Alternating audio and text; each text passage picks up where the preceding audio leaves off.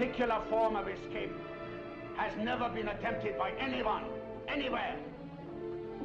For your information, this cell contains 2 tons of water.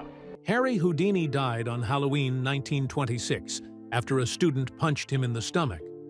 For 100 years, everyone believed those punches killed the great escape artist. Some believed he was poisoned by revenge-seeking spiritualists. But now, after 100 years, new evidence has finally emerged. Medical experts have uncovered what really happened in those final days. The truth about Houdini's death isn't what anyone expected. Was it murder, accident, or something else entirely? Harry Houdini was born on March 24, 1874, in Budapest, Hungary. His real name was Erich Weiss. His parents were Rabbi Mayer Samuel Weiss and Cecilia Steiner. He was the 4th child out of 7, and one of his half-brothers was from his father's first marriage. Their home was full of noise, struggle, and faith. His younger sister, Carrie Gladys, would later lose most of her eyesight in a tragic accident. His father was 45 when Erich was born. He had studied in Germany and trained in law before becoming a rabbi. But life in Hungary during that time was growing harder for Jewish families. Anti-Semitism was spreading fast. Rabbi Weiss's old-fashioned ways didn't fit with the modern changes in Budapest, and his family felt the pressure from both poverty and discrimination. By 1876, things got so bad that Rabbi Weiss made a heartbreaking decision. He left his wife and 5 children behind and went to America alone, hoping to find a better future. For 2 years, Cecilia stayed in Budapest, barely surviving while raising young Erich, his siblings, and carrying another child. It was a painful and uncertain time. On July 3, 1878, Cecilia, who was pregnant again, left Hungary with her children. They boarded the SS Frisia and endured a rough 15-day journey in terrible steerage conditions, all while the heat in New York reached 95 degrees. When they arrived, they were likely met by Cecilia's sister, who had already settled in New York. Not long after, the whole family took a train to Appleton, Wisconsin, where Rabbi Weiss had found work as the town's first rabbi. They changed their last name to Weiss, and Erich became known as Erich. They lived on Appleton Street, which is now called Houdini Plaza. Rabbi Weiss became an American citizen on June 6, 1882. That small house in Appleton became the place where a 6-year-old boy quietly fell in love with locks. One day, he picked a lock that had been used to keep the kids out of a cabinet. What started as play soon became an obsession. He began opening locks, taking things apart, and learning how everything worked. His mother didn't think much of it at first, but she was watching a boy discover the skill that would change his life. But in 1882, everything collapsed. Rabbi Weiss lost his job at the Appleton Synagogue. Some said it was because he was too traditional and couldn't speak English well. But others believed it was because of infighting in the Jewish community. The congregation was mostly made up of German Jews who wanted someone of their own to lead. Rabbi Weiss, born in Hungary, didn't fit their plans.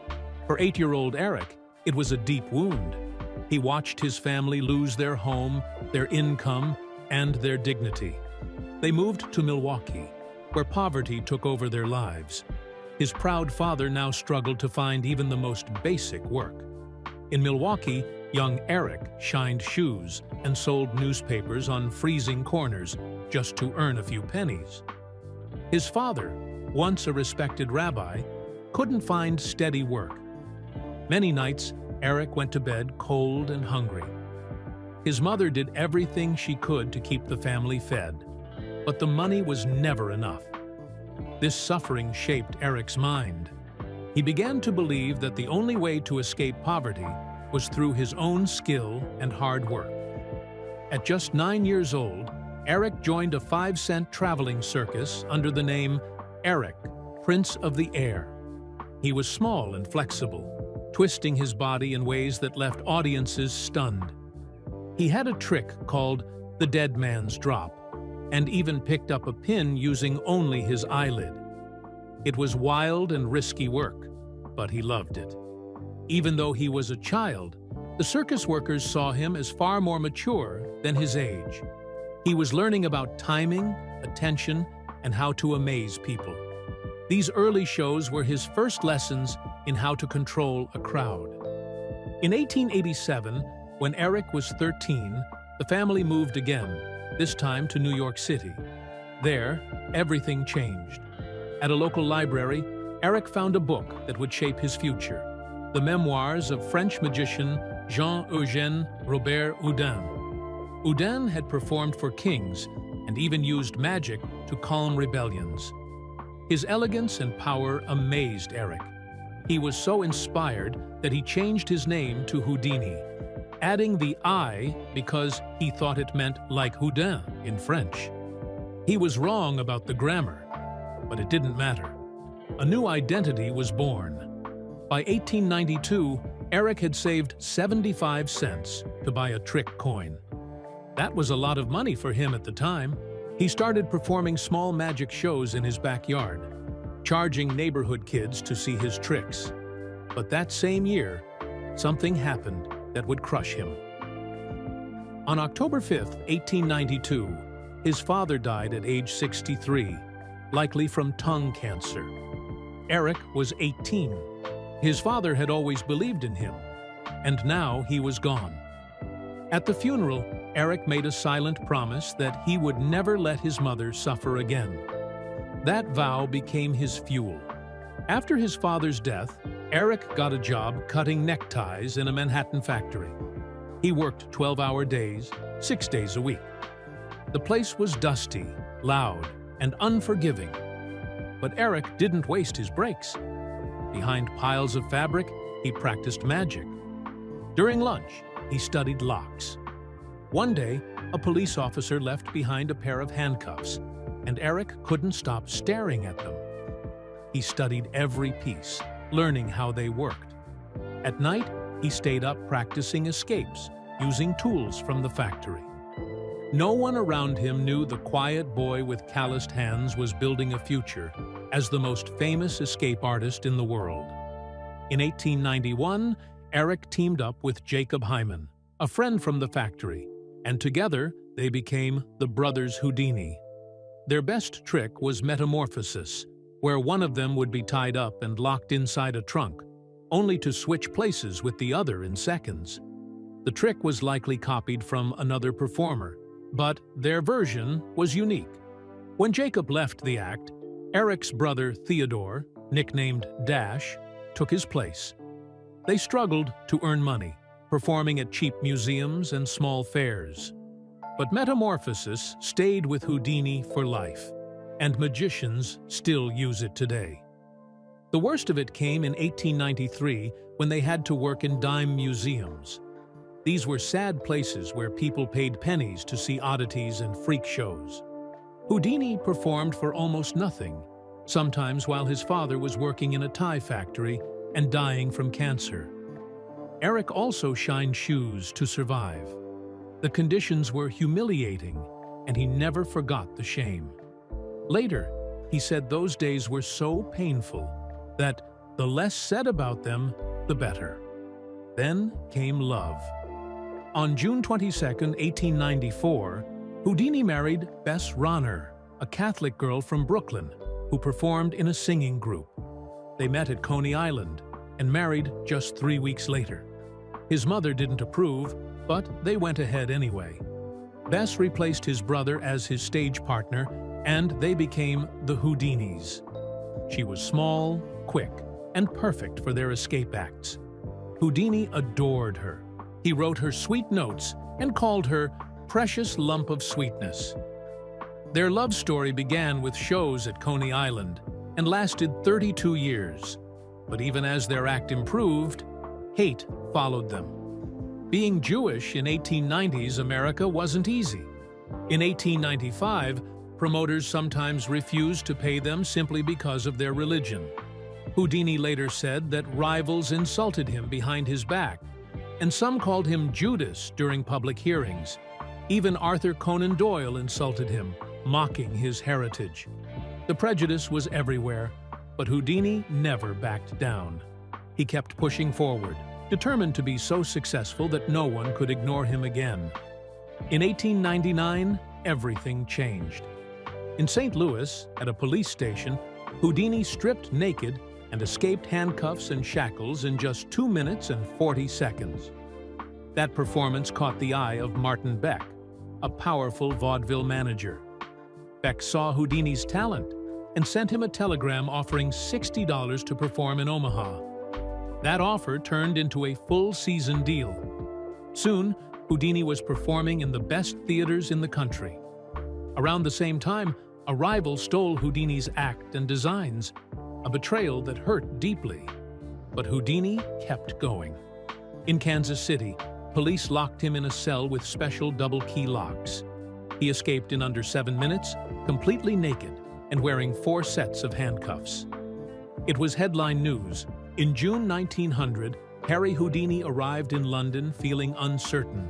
He had come for a big booking at the Alhambra Theatre, but the manager claimed he didn't even know who Houdini was. Desperate, Houdini came up with a bold move. He walked into Scotland Yard, pretending to be a tourist, and pointed at a pair of handcuffs on display. When told they were impossible to remove, he calmly asked to try them on. Just 2 minutes later, he slipped out of them like it was nothing. The officers were stunned. It wasn't a planned challenge, but word of it spread fast. The manager who had brushed him off quickly hired him, first for 2 weeks, then 6 full months. That moment turned him from a nobody into a sensation. Europe now knew him as the Handcuff King, but success didn't stop trouble from finding him. In 1901, the police chief of Cologne, Werner Graf, accused Houdini of cheating. Graf told a newspaper that Houdini had offered him 20 marks to fake an escape. He also claimed Houdini used copies of keys and chains made by another man. Houdini fought back hard. He hired the best lawyer in Cologne and took Graf to court. The trial in 1902 became huge news across Germany. Graf said Houdini used a saw to break chains. Houdini said Graf gave him a broken lock on purpose. In court, Houdini proved his skills live in front of everyone. He won the case and cleared his name. His victory silenced critics who had called him a fraud. In 1901, Houdini came up with a new act that would push his limits even further. He called it the milk can escape. He would be handcuffed and locked inside a metal milk can filled with water. He had to hold his breath while escaping from the cuffs and the can. In 1902, during a show in Russia, something went wrong. The locks jammed. Houdini was stuck underwater too long and almost drowned. The moment terrified everyone. In 1908, he secretly had the can rebuilt in a small metal shop in Wolverhampton. A man named Harry Robbins worked with him late into the night to make it safer. "I'll hardly have time to get wet," Houdini joked after testing it. The milk can became one of his most famous stunts, but the Russian show reminded everyone that death was always close. In March 1904, Houdini faced his hardest public challenge. The London Daily Mirror gave him handcuffs made by a locksmith who spent 5 years designing them. They were said to be unpickable. Over 4,000 people gathered at the Hippodrome Theatre, with more than 100 reporters watching. Houdini stepped into his small escape tent and began working. He came out several times, sweating and exhausted. After 56 minutes, he asked to take off his coat, but the newspaper rep said no, afraid he'd see the mechanism. So Houdini grabbed a penknife with his teeth and cut the coat off himself. After 70 painful minutes, he finally broke free. The crowd lifted him onto their shoulders. He cried from exhaustion. That escape sealed his legend in England. Behind all these stunts was Houdini's brutal training routine. He took ice baths every day. He practiced holding his breath for long periods. In 1905, he showed off his strength in Paris by escaping a straitjacket while hanging upside down from a tall building. 10,000 people watched from the street below. Even in 1926, at 52 years old, he held his breath for 91 minutes in a sealed underwater coffin at the Hotel Shelton in New York. Most people couldn't believe it. After 88 minutes, he started seeing yellow lights, but refused to stop until he broke the previous 60-minute record. His mind and body were trained for one purpose: survival. On July 7, 1912, he performed a terrifying escape in New York. He was locked in handcuffs and leg irons, nailed inside a wooden box, then thrown into the freezing East River. The box had 200 pounds of lead tied to it. In just 57 seconds, Houdini shot up to the surface completely free. He did it again in 1914 in front of 15,000 people. Some doctors called it the hardest stunt ever done and challenged him to do it under stricter rules. Police had to hold the crowds back. No one could believe he survived it. On January 6, 1906, he entered one of the most infamous jail cells in America, the Guiteau cell in Washington, D.C., named after the man who killed President Garfield. Houdini was stripped naked, searched by 3 doctors, and locked inside the cell with a mentally unstable prisoner. In just 26 minutes, he escaped and even played a trick by moving other prisoners around. A few days earlier, he had escaped from 2 other police stations in D.C., including one in only 18 minutes. On January 25, 1908, he performed the milk can escape at the Columbia Theater in St. Louis. But this time, the can was filled with beer instead of water. The fumes knocked him out cold. He had to be rescued before he drowned. The can weighed more than 250 pounds when full. It was so dangerous that he later sued other performers for copying the trick without understanding its risks. That close call pushed him to invent even more dangerous water escapes. On September 21, 1912, he introduced the scariest escape of all, the Chinese water torture cell. It was made in England for over $10,000 and weighed nearly 1,500 pounds. It held 250 gallons of water. Houdini was locked upside down by his feet and dropped into the glass tank while a live orchestra played. Once, during practice in 1913, he broke his ankle during the setup but still performed the act later. An axe was always kept nearby in case something went wrong. People in the crowd held their breath as he struggled beneath the water. In 1913, Houdini created something even worse: the double-fold, death-defying mystery. He was handcuffed and locked inside a milk can, which was then sealed inside a heavy wooden chest with multiple padlocks. If just one lock failed, or if he made a mistake, he would die inside. He first performed it on June 1, 1911, but it became most popular in 1913. Even other magicians refused to try it. The wooden chest was so strong it lasted for decades and was finally sold to David Copperfield in 2014. After his mother, Cecilia, died in 1913, Houdini was heartbroken. He started going to seances, hoping to talk to her, but instead of finding comfort, he found fraud. Mediums used hidden wires, fake knocking sounds, and pre-researched obituaries to trick people. By 1920, he had exposed over 50 different techniques. Families were paying up to $50 per session, worth over $600 today, to be lied to. His grief turned into a mission to protect others. In 1924, Houdini exposed a famous medium named Marjorie Crandon. She claimed to produce glowing ectoplasm during seances, but Houdini discovered it was cheesecloth soaked in paint, hidden in her body. She used her feet and even a rod made from animal parts to move objects. Houdini built a special box to trap her during the sessions. Even then, she managed to trick some people into thinking she had powers. The same year, he had a painful falling out with his friend Sir Arthur Conan Doyle, the creator of Sherlock Holmes. Doyle truly believed Houdini had supernatural powers, even though Houdini insisted he didn't. In one heated moment, Houdini showed Doyle how he could write spirit messages using code tricks. Doyle still believed it was real. Their friendship never recovered.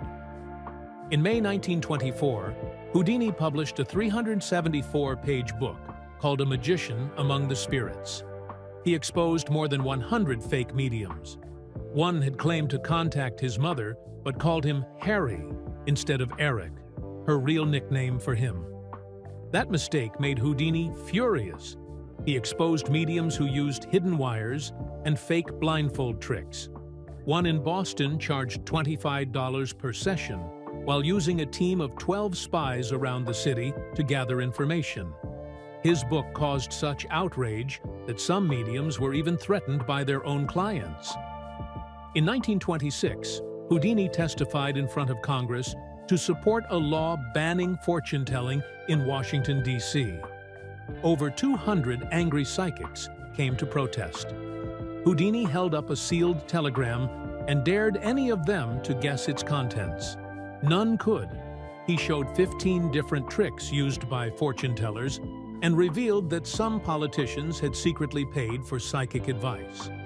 His bill didn't pass, but over 50 psychics were arrested afterward in other states. Houdini wasn't just a magician. In 1918, he starred in a 15-part film called The Master Mystery. He played a detective who escaped from real traps on camera. He refused to use special effects and did the dangerous stunts himself. In one scene, he escaped a diving suit underwater using a quick-release invention he had designed. He even created shots showing gears unlocking from the inside, something never done before in film. On March 18, 1910, he flew a plane in Australia and made history. He flew his French-made Voisin biplane at Digger's Rest, covering over 3.5 miles at 100 feet high in a flight that lasted 312 minutes. Only about 30 people saw it, including his wife, Bess. During an earlier attempt, he crashed, but kept it secret. That flight made him the first person to fly a powered plane in Australia. In 1921, Houdini started the Houdini Picture Corporation with his brother. They made The Man from Beyond, a spiritualist-themed movie. But in 1922, a fire destroyed their film sets and negatives. The company never recovered and made only one more film before shutting down. In 1918, he began an affair with Charmian London, the widow of author Jack London. It started while he was performing at the Hippodrome in New York. She called him Magic Lover in her diary. Their romance lasted until 1923, when the press exposed it, creating a scandal. His marriage to Bess suffered, but Charmian kept writing to him until his death in 1926. Back in 1906, Houdini published a book called The Right Way to Do Wrong. It exposed how criminals picked locks and ran scams. In 1920, he updated it with tips from his experience flying planes. It became a strange mix of crime prevention and flying advice, showing how wide his interests really were. In 1915, Harry Houdini tried something no one else dared. Near Santa Ana, California, he let himself be buried alive 6 feet deep with no coffin, no escape hatch, just dirt pressing down on every part of his body. He had to claw his way to the surface using only his hands and raw strength. But the deeper he dug, the weaker he got. Panic kicked in. He couldn't breathe. The pressure of the earth nearly crushed his lungs. Just as his hand broke through the topsoil, he passed out. His assistants dragged him out. In his diary, he called it very dangerous and said, "The weight of the earth is killing." Even after that close call, Houdini didn't stop. He kept doing buried alive acts for years, always pushing the limit. Then came one of the biggest illusions in history. On January 7, 1918, in front of over 5,000 people at the Hippodrome Theater in New York, Houdini made a 6,000-pound elephant disappear. Her name was Jenny. She stood 8 feet tall, and the box she entered looked small, but it was custom-built with hidden mirrors. As the doors swung open, she was gone. Nobody saw how it happened, not even fellow magicians. The secret wasn't revealed for nearly 90 years. What most people didn't know was that an English magician named Charles Morat had sold Houdini the trick. He had first made a donkey vanish, then told Houdini, "If you want to shock people, make an elephant disappear." Houdini did just that. But it took more than mirrors. The massive size of the hippodrome stage, the clever angle of the seats, and the timing of everything played into the illusion. It was magic, but also math and muscle. In August 1926, at the Hotel Shelton in New York, Houdini tested something darker. Egyptian performer Rahman Bey claimed he could survive inside a sealed coffin underwater because of mystical powers. Houdini didn't believe it, so he challenged him by doing the same thing himself. A 700-pound coffin was lowered into a swimming pool. Houdini stayed inside for 91 minutes, 31 minutes longer than Bey ever had. At one point, he saw yellow lights and nearly fell asleep. That would have meant death. He later wrote that he had to watch himself closely so he wouldn't slip into unconsciousness. It was the last big stunt he ever did. 2 months later, he would be dead. Houdini also became famous for escaping from straitjackets while hanging high above the ground. He started doing these dangerous aerial escapes in 1915 in Kansas City. Sometimes he was suspended 40 to 60 feet in the air, twisting and turning as huge crowds watched below. In Los Angeles that same year, he freed himself in 2 minutes and 7 seconds while dangling 50 feet high. That was 1 minute faster than he'd ever done on a stage. But it wasn't just a show. These stunts hurt. The straps cut off circulation. The height made him dizzy.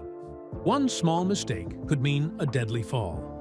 His last one likely happened in Indianapolis on April 2, 1925, closing a full decade of these terrifying performances. On October 11, 1926, while performing in Albany, Houdini broke his ankle. The pain was unbearable, but he didn't cancel his shows in Montreal. He arrived at the Princess Theatre on crutches and, against all logic, performed the water torture cell escape. He had to be hoisted upside down in a glass tank filled with water, locked in place. And he did it, despite the injury. Water poured off him as he emerged. The audience was stunned. They had no idea it would be one of his last escapes. Then came the blow that changed everything. On October 22, 1926, Houdini was resting in his dressing room at the same Montreal theater. His ankle still hurt. He lay on a couch, reading mail, when a student named J. Gordon Whitehead came in and asked if it was true that Houdini could take any punch to the stomach. Before Houdini could even sit up or brace himself, Whitehead punched him in the abdomen, hard, 4 or 5 times. Houdini was already in pain, but now he couldn't breathe. He waved his hand, asking Whitehead to stop. Witnesses later said Houdini looked like he was in serious distress right after the hits. But instead of going to the hospital, he kept performing. Just 2 days later, on October 24th, Houdini got on stage at the Garrick Theater in Detroit with a fever of 104 degrees. He had severe stomach pain, but refused to cancel. The theater was packed with 2,500 people. He still made coins disappear, pulled off full escapes, and finished the full 2.5-hour show. At one point, he had to step off stage from the pain, but he returned and kept going. When the final curtain fell, he collapsed and was rushed to Grace Hospital. The doctors quickly found the problem. His appendix had burst. Infection was spreading fast. On October 25th, they performed emergency surgery. Gangrene had already started. The poison had leaked throughout his body. But even then, Houdini refused painkillers. He wanted to stay fully awake, still believing he could will his body to survive. Reporters stood outside the hospital. His wife Bess never left his side. But this time, Houdini couldn't escape. Not from this. On October 31st, 1926, Halloween, Houdini died at 1:26 p.m. He was 52. His final words to his brother were, "I'm tired of fighting." The man who had escaped everything, jails, tanks, locks, chains, couldn't escape death. He was buried in the same bronze coffin he once used for his buried alive trick. 4 days later, over 2,000 people came to say goodbye. Other magicians broke a wand over his grave. It meant no one else could carry his magic. After investigating, the insurance company said Whitehead's punches directly led to his death and paid double the usual amount to his estate. But the story didn't end there. Houdini and his wife had made a secret code. Rosabelle, answer, tell, pray, answer, look, tell, answer, answer, tell. It was their signal from the afterlife. For 10 straight years, Bess held seances every Halloween. The last one was on October 31st, 1936, at the Knickerbocker Hotel in Los Angeles. There were 300 people there, with handcuffs and tambourines on the table. But nothing happened. Bess finally said, "Houdini did not come through. My last hope is gone. It is finished. Good night, Harry." She never tried again. Then came a chilling twist. Some believed Houdini had been murdered. In 1924, he had publicly exposed a Boston medium named Mina Crandon, known as Marjorie. Her spirit brother, Walter, once said, "Houdini will be gone by Halloween." He died exactly on October 31st, 1926. What made this strange was that no autopsy was ever done. Biographers later said it would have been easy to poison him, and no one would ever know. The theory gained traction. Could it have been revenge? In 2024, nearly 100 years later, new medical research finally shattered the punch theory. Doctors proved that Houdini already had appendicitis before Whitehead hit him. The blows didn't cause it. He had delayed getting treatment, and that made it worse. Modern studies showed that waiting more than 24 hours to treat appendicitis greatly increases the risk of death. Houdini ignored the warning signs. He kept performing through the pain, through the fever, through the collapse. The punches were just terrible timing.